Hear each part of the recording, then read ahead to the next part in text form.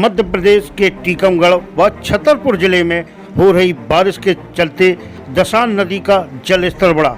टीकमगढ़ जिले में स्थित सुजारा बांध के 4 गेट भी खोले गए, जिससे दसान नदी में 10,000 क्यूबिक मीटर प्रति सेकंड पानी छोड़े जाने की सूचना प्राप्त हुई।